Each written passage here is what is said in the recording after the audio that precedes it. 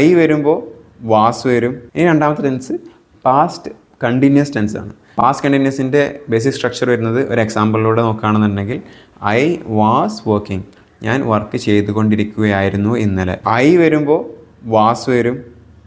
Example I was working. You they we വരുമ്പോൾ were വരും. Example you were working, they were working, we were working. അതിനുശേഷം he she it വരുമ്പോൾ again was വരും.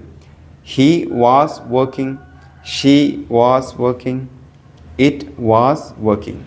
അത് work ചെയ്തുകൊണ്ടിരിക്കുകയായിരുന്നു. Past പെർഫെക്റ്റിൻ്റെ basic structure എങ്ങനെ വരിക? I had worked.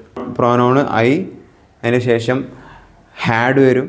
അതിന് ശേഷം വേർബിൻ്റെ തേർഡ് ഫോം ഉപയോഗിക്കും.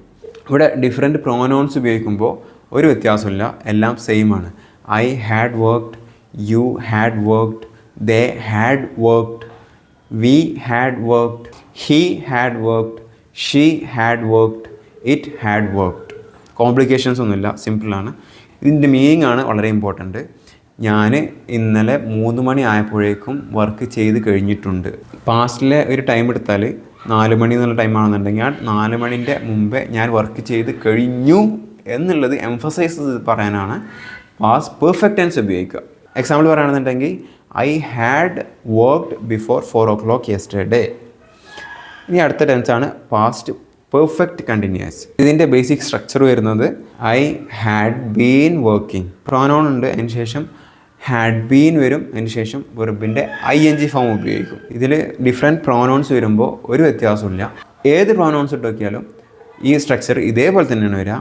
I had been working, you had been working, they had been working, we had been working, he had been working, she had been working, it had been working. ഇതിന് meaning എന്താ വരിക? പാസ്റ്റിൽ ഒരു കാര്യം ഞാൻ ചെയ്തുകൊണ്ടിരുന്നിരുന്നു, ആ ഒരു കാര്യം എത്ര നേരത്തേക്കാണ് ഞാൻ ചെയ്തുകൊണ്ടിരുന്നിരുന്നത് എന്നതിന് കൂടുതൽ ഇമ്പോർട്ടൻസ് കൊടുക്കാനാണ് ഇത് ഉപയോഗിക്കുക. ഇന്നലെ 4 മണിക്കൂർ നേരത്തേക്ക് ഞാൻ ജോലി ചെയ്തുകൊണ്ടിരിക്കുകയായിരുന്നു. I had been working for 4 hours yesterday. ഇനി നമുക്ക് ഫ്യൂച്ചറിലേക്ക് പോവാം. ഫ്യൂച്ചർ എടുത്തിട്ടാൽ